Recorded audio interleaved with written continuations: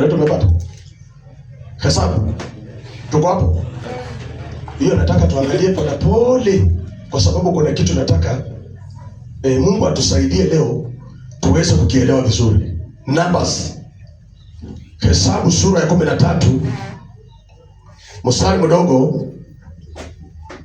Nataka tusome mstari kama 4, 26, 27,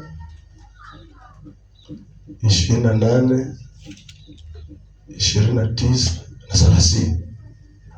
Alafu tusikie hiyo maandiko, alafu niwaambie kitu ambao Mungu anasema siku ya leo kwa ajili ya mioyo zetu. Wakaenda wakafika kwa Musa. Nimeanza kusoma.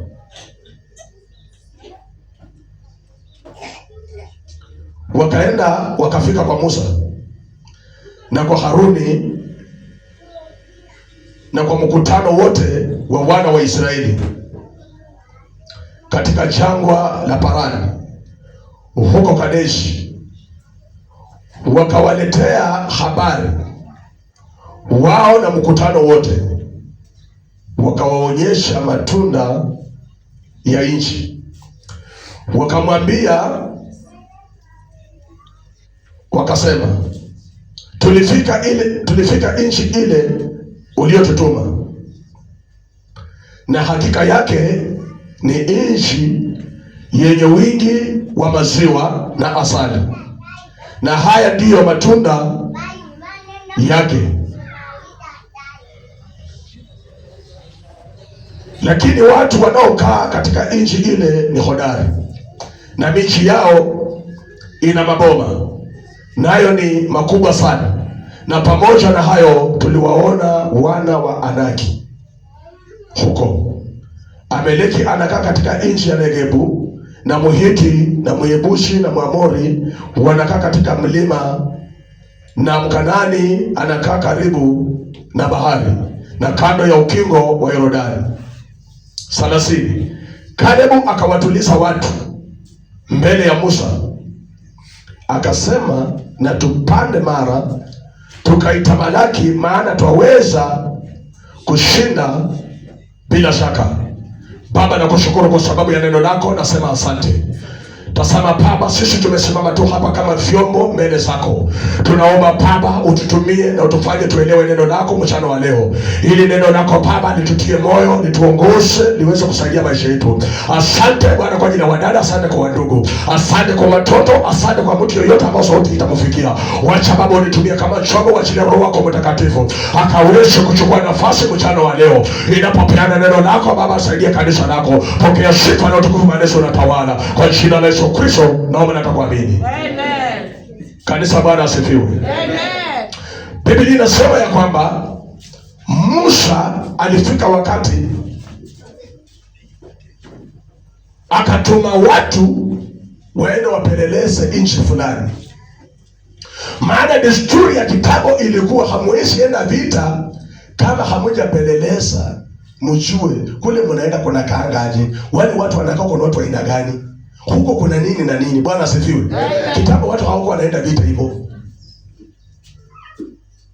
So Musa akishatuma watu, walienda na walirudi na habari. Sema amen. Kanisa Bwana asifiwe. Amen. Walirudi na habari mzuri ama habari mbaya? Bwana Yesu asifiwe. Amen.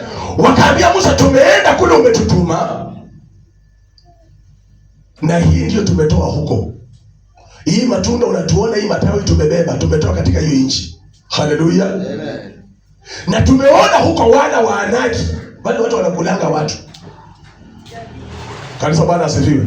Wewe unaweza, mtu akikwambia brother Jones, ile nchi tumeenda na wale watu wako wanakulanga watu, wewe watu wenu huko vita, unaweza enda? Kanisa Bwana asifiwe. Amen. Biblia inasema kwamba wale watu, ukisoma mstari wa 32 hapo, walileta habari mbaya kwa wana wa Israeli. Wana wa Israeli wakalia, sasa itakuwa namna gani? Sisi tulikuwa tunataka tuende huko, Musa alikuwa anataka tuende, sasa itakuwa namna gani? Lakini kuna kitu Kalebu alizungumza na hawa watu. Sema amen. Amen. Kanisa Bwana asifiwe. Amen. Hapo mahali mstari wa 30 hapo ndio nataka kuzungumzia sana. Message yangu iko hapo mstari wa 30. Biblia inasema ya kwamba Kalebu akawatuliza watu mbele ya Musa. Akawaambia ile habari mumesikia. Sema amen. Amen. Ile maneno mumesikia. Hiyo habari muipuuze. Kwa sababu bila shaka Mungu anaweza kutusaidia tukashinda ile vita. Amen. Kanisa Bwana asifiwe. Amen. Hiyo habari mumeisikia. Sitaki kujua iliwafunja moyo.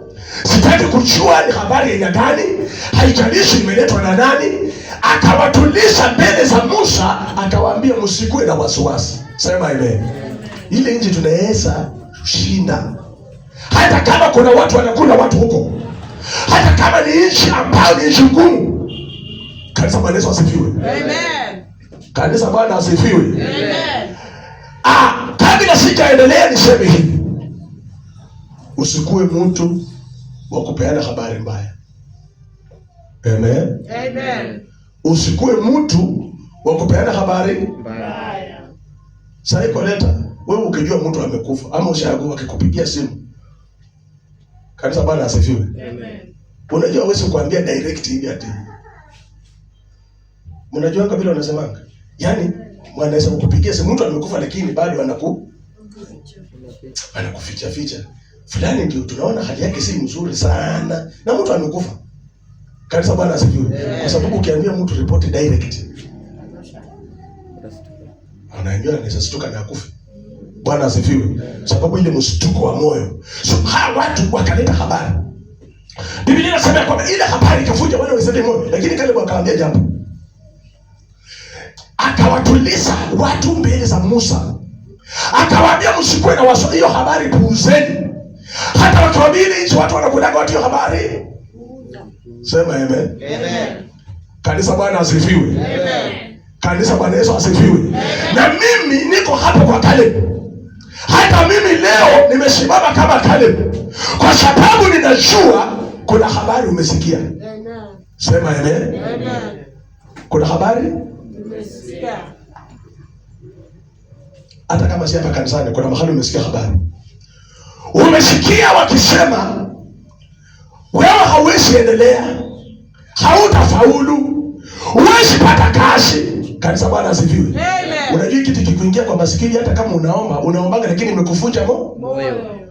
Lakini leo nimekuja kuambia puuza hiyo habari. Amen. Sema amen. Amen. Kwa sababu ukipuuza hiyo habari, ndio utapata nguvu. Haleluya. Na utapata imani. Na Mungu atasimama na wewe, atakushindia hizo vita ambao uko nazo. Amen. Kuna watu wanasema watoto wako kuna mahali wataenda. Umepokea habari, haijalishi hiyo habari umeipokea kwa nani. Unaweza pokea habari kwa watu aina mbalimbali. Unaweza pokea habari kwa watu wa kwenu. Wakwambie hautafaulu katika maisha yako. Hata kama unakaa Nairobi hautafaulu. Sema amen. Amen. Puuza hiyo habari. Amen. Kanisa Bwana Yesu asifiwe. Biblia inasema kuleta ile sisi kibali tumepewa na Mungu ni kupokea habari njema. Haleluya. Ni kukubaliana na habari njema. Ya kwamba habari njema ni kwamba Yesu tunayemtumikia anaweza akafanya njia mahali hakuna njia. Amen. Kanisa Bwana Yesu asifiwe. Wakaleta habari mbaya. Lakini Kalebu akasimama. Akawaambia, katuliza watu, tulieni. Msichemuke mioyo. Unajua unaweza sikia habari hata hapa kanisani kuchemsha mpaka uone kama uwezi fanya ibada hapa. Na unajua mahali kanisa watu wanaendelea kama hapo, unasikia wengine wanakuambia hata hiyo kanisa si mzuri, tutoke kwa hiyo kanisa. Bwana asifiwe. Amen. Kanisa Bwana asifiwe. Amen. Kalebu akawaambia tulieni. Kwa hiyo kuwa mtu wa kupuuza habari mbaya. Kanisa Bwana asifiwe. Ukijua Mungu anafanya kazi na mtu ambao kanisa Bwana asifiwe. Wa kupuuza habari mbaya na kuleta habari njema. Sema amen. Sasa brother Jones unaweza enda Kinyata. Maybe ni mtu wa familia umeenda kumuona. Kumuona umemuona. Sema amen. Na hata ile hali huko ako ndani, hata vile umemuona umestuka. Sasa wewe umeokoka. Ukitoka hapo tunakutana na Jones tulikuwa leo ukisema unaenda kuona mgonjwa. Anasema ule mgonjwa ako sawa. Ule mgonjwa ule hata ule Mungu ashamponya. Lakini vile umemuona Bwana asifiwe. Lakini ukiwa mtu akupeana habari mbaya, wewe na Mungu mtakosana. Kanisa, Bwana asifiwe. Kwa sababu the Mungu anapeana habari mbaya, unafanya mioyo ya watu inavunjika. Mungu hapendi kuona mtu amevunjika nini? Moyo. Bwana asifiwe. Na ukisoma hii maandiko pole pole, hebu soma hapo chini, ukiwa hapo uangalie wale watu walileta habari mbaya, Mungu alidili nao aje? Mungu aliwaangamiza. Kanisa, Bwana asifiwe. Kanima ni Mungu anawaangamiza koleta, na wameleta exact report mpaka matawi wamebeba. Wanasema tulifika hata matawi ndio hii. Sema amen. Kanisa, Bwana asifiwe. Lakini walileta habari ya kuvunja watu moyo. Unaweza pata habari ya kukuvunja moyo. Unaweza pata habari ya kukatisha tamaa katika mambo ya Mungu. Unaweza pata habari hata unaweza ya kukatisha tamaa katika ndoa yako. Wakwambia wewe hii boma. Wewe utaweza hii mimi nakwambia mtoto wenyewe. Hii wewe sio. Kanisa, Bwana asifiwe. Puuza hiyo habari. Haleluya. Ukijua mimi niko na Mungu, bila shaka naweza shinda. Kanisa, Bwana Yesu asifiwe. Kale wakaambia watu tulieni. Tuliza moyo wako. Habari ambayo umeipata, puuza hiyo habari. Kanisa, Bwana Yesu asifiwe. Wandugu na wadada, tukiwa watu wa kupuuza habari mbaya, tutasurvive katika hii maisha. Kanisa, Bwana Yesu asifiwe. Unajua unaweza fungua biashara kama mtu akwambia hii biashara hapa, hii utafaulu. Sema amen. Wewe puuza hiyo habari, weka bidii kwa maombi, ambia Bwana, mimi ninajua wewe uko pamoja nasi, na ni mimi nimeanzisha hii kitu nikiwa na wewe Mungu. Bwana asifiwe. Hii kitu nitafaulu. Lakini ukiwa mtu akusema nilisikia, walisema sitaweza, walisema sitafaulu, walisema sitaendelea, upokee habari na ipokee vizuri na ikuvunje moyo. And then wewe na Mungu, hata kama unaomba, mtakosana na Mungu. Kanisa, Bwana asifiwe. Kanisa, Bwana asifiwe. Kale wakaambia watu sawa, hata mimi nimeenda na nyinyi, lakini tulieni. Hii habari ya watu wanasema isiwavunje moyo. Hii habari mnaipokea isikuvunje moyo. Bwana asifiwe. Mmeisikia mtu, wacha niulize kwa mama, ndio na hata wadogo najua wengine wanapokea. Umeoa wapi? Leo wewe ungeuliza kwanza kabla uoe. Watu waonekangi. Kanisa, Bwana asifiwe. Sasa unapata hata ndugu mzuri, hata kama alikuwa ameoa. Walisema hawataonekangi. Hii sasa kama sitawezana nayo, unaanza kuvunjika moyo, unaanza wasiwasi. Kanisa, Bwana asifiwe. Sisi tunatumikia Mungu ambao anadili na mambo yale ambayo iwezekani. Kanisa, Bwana asifiwe. Yaani ile ambayo inakaa ngumu, Mungu anaifanya inakuwa. Kanisa, Bwana Yesu asifiwe.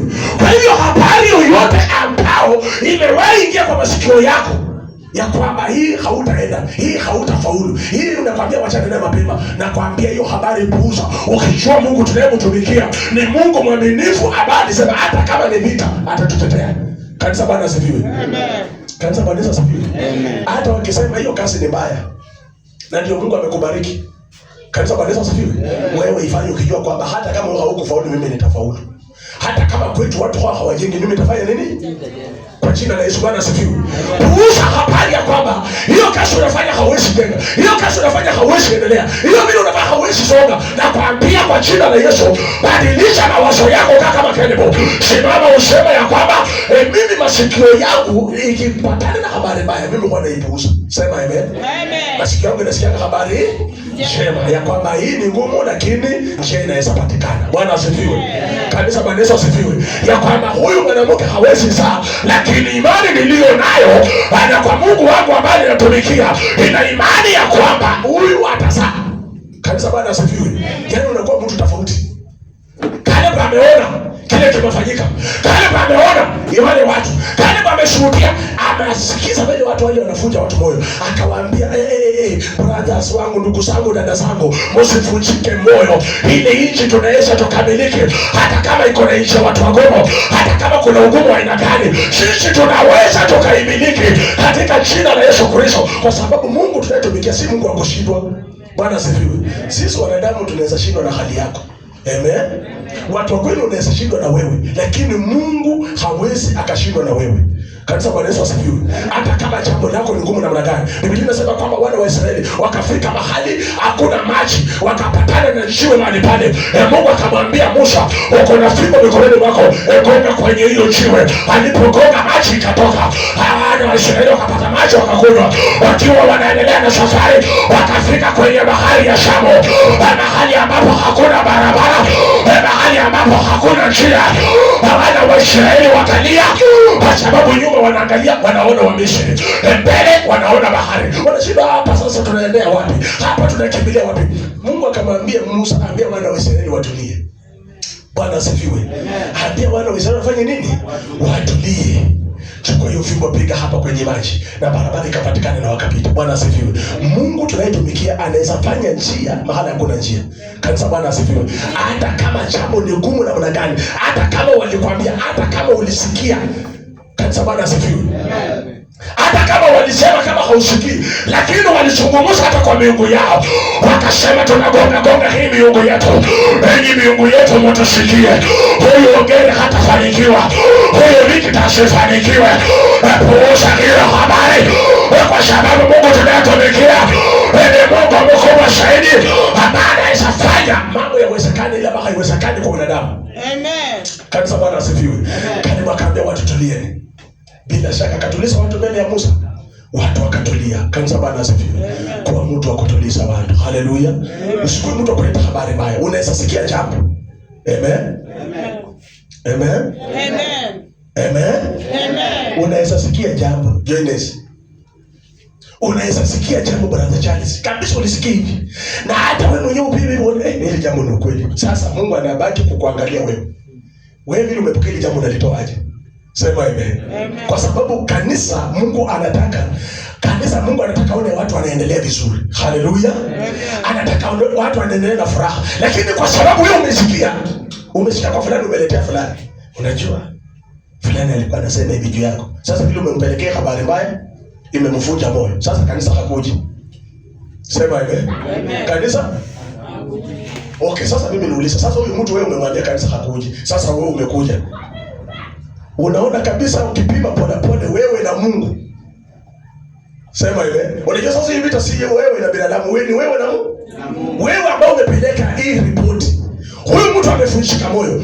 Ijipime na uone kati ya wewe na Mungu, unaona mtaelewana. Kanisa, Bwana asifiwe. Kama alikasirikia wana wa Israeli, wale ambao walileta habari mbaya, akawaangamiza. Sasa aliwakasirikia, aliwaangamiza. Kanisa, Bwana asifiwe. Aliambia Musa fanye hivi. Nimeangalia hawa watu na nimeona ni watu mioyo migumu. Sema amen. Naomba uniache niingie kwa dakika moja niwaangamize. Toa Caleb na Yoshua waweke kando. Tokeni kwa hiyo mkutano. Wacha niangamiza watu, nionyeshe mimi ni Mungu. Bwana asifiwe. Hatujabeba ruhusa ya kuvunja watu moyo. Amen.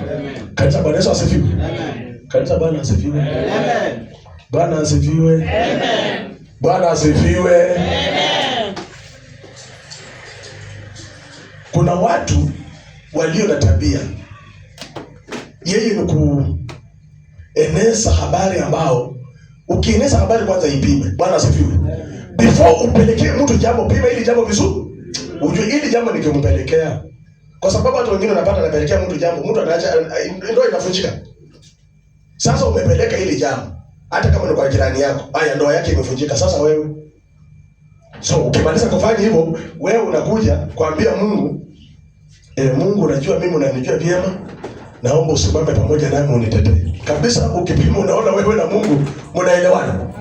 Kanisa, Bwana asifiwe. Usilete vita na Mungu yenye hauwezi ukaitatua. Na Mungu pia hapendi mtu ambaye hana imani. Kanisa, Bwana asifiwe. Unajua kuna watu hawana imani. Yaani kwa sababu umeambiwa ushafunjika moyo. Mimi nimekuja kukujulisha siku ya leo kwamba Mungu tunayemtumikia, ukipatana na habari mbaya ipuuze. Amen. Sema amen. Wakwambie wewe utakufa. Sababu nitakusomea hapa. Kuna mtu anileta habari, vile umekaa hivi wewe unaenda kukufa. Sema amen. Amen. Unaenda kufanya nini? Hautaishi.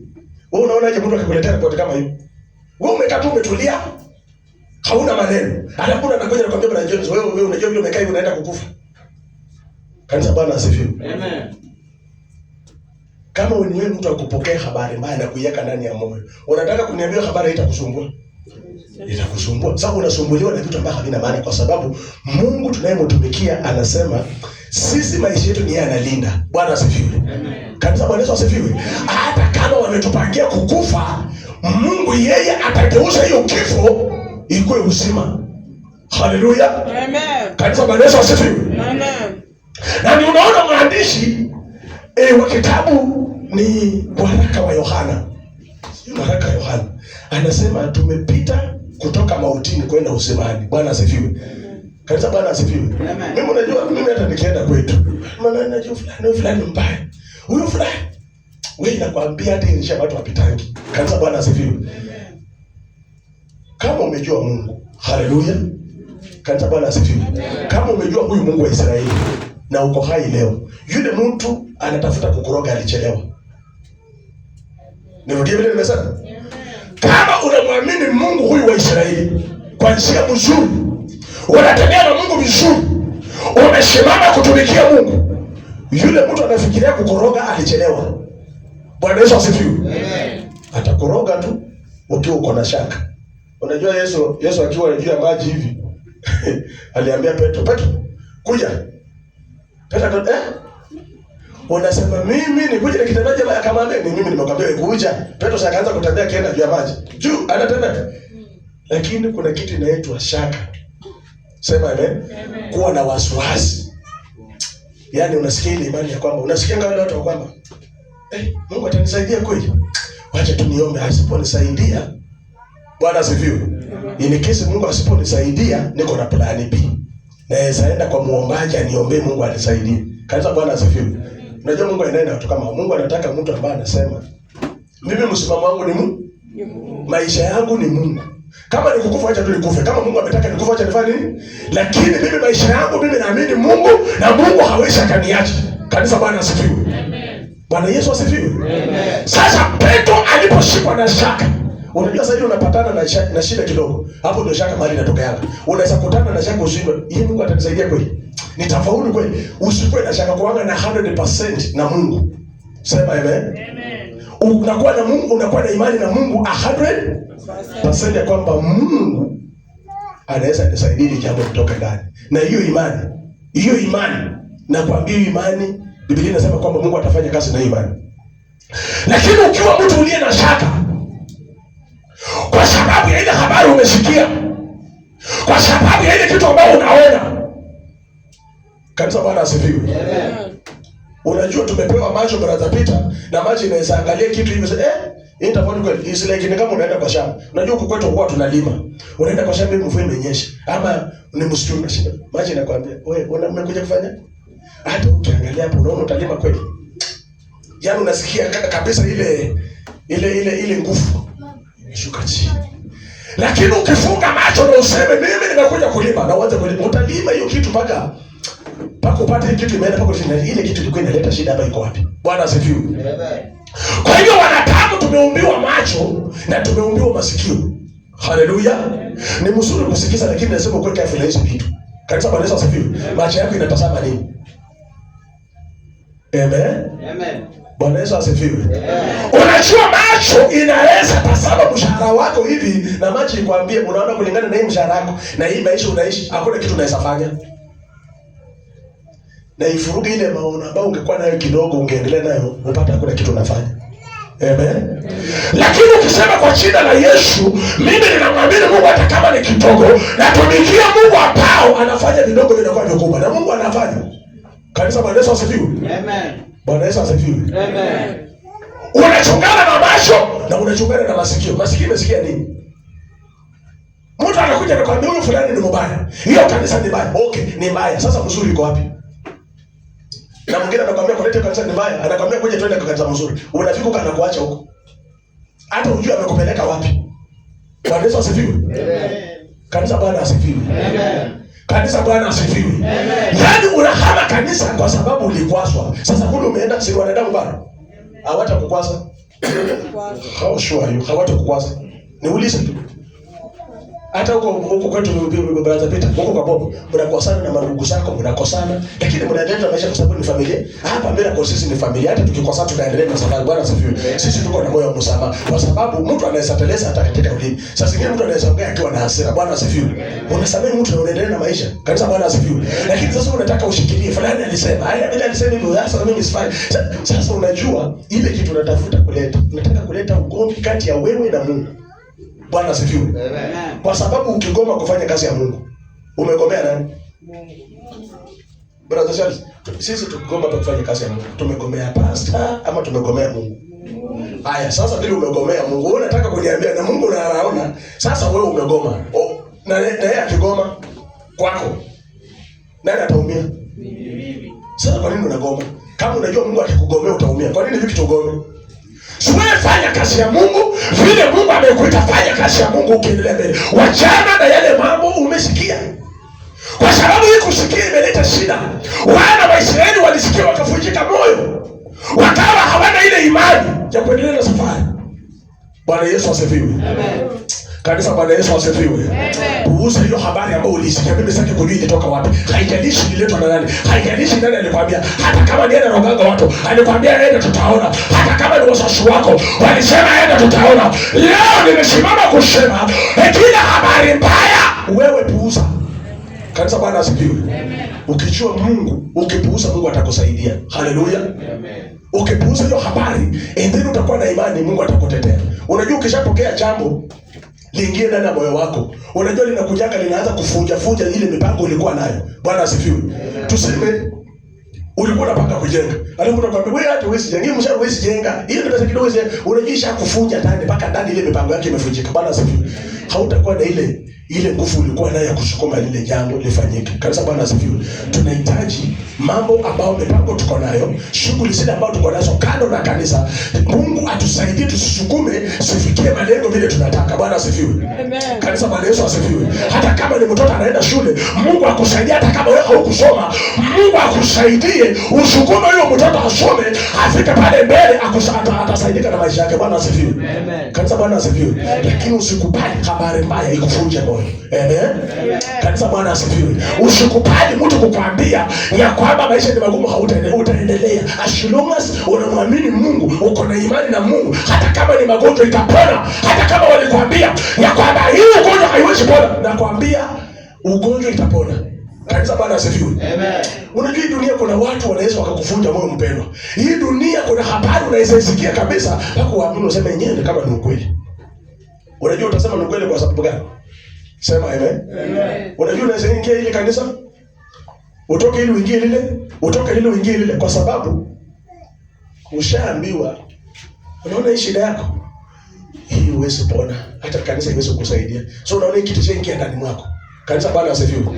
Vile imeingia ndani mwako, kuna kitu inaitwa psyche. Sikini psyche ama psyche ni kama kangufu fulani, ama ile bidii fulani ya maombi, ama ile imani fulani. Kana kitu kashagonga ile kitu. Sasa kishagonga, nakwambia tukienda kwa kanisa hawezi pona. Bwana asifiwe.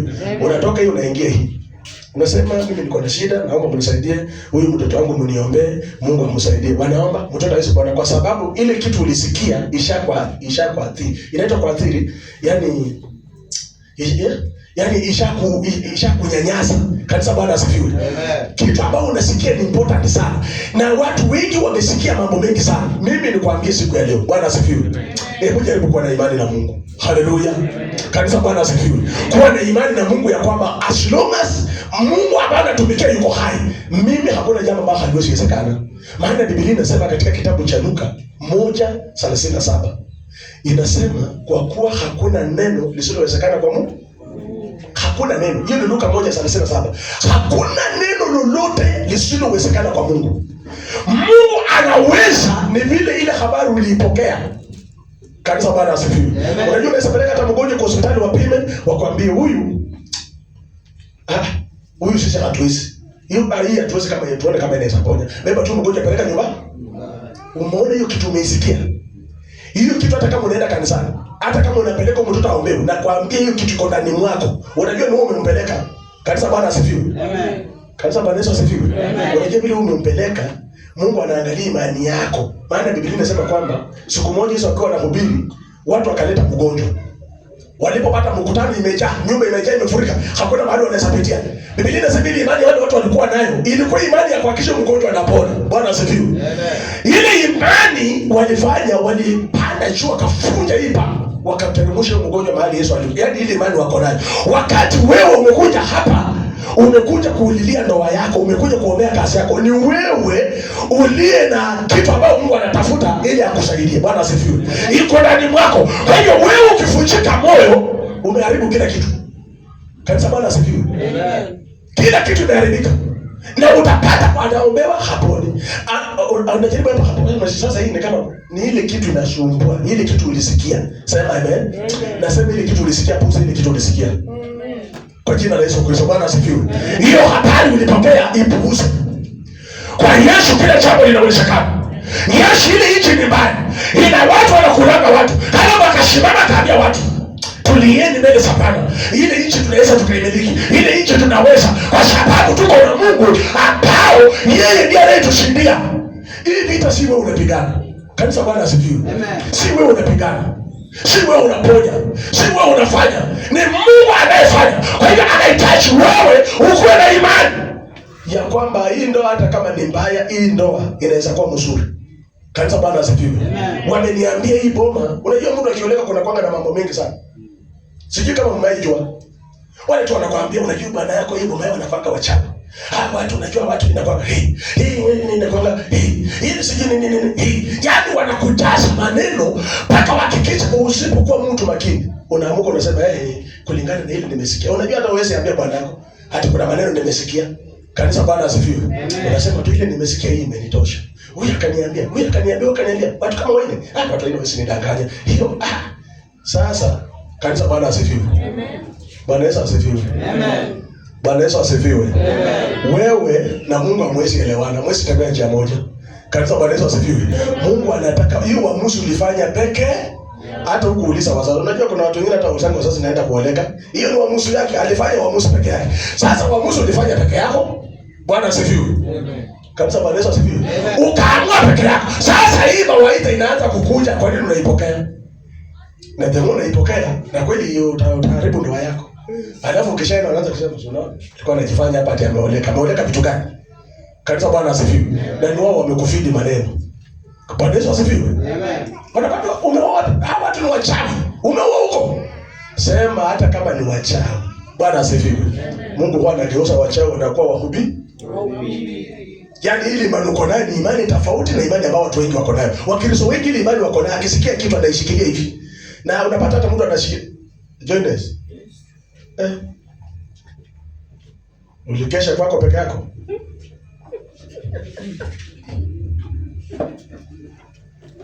Kanisa, Bwana Yesu asifiwe. Kanisa, Bwana Yesu asifiwe. Kuna mtu umeisikia habari yoyote? Haleluya.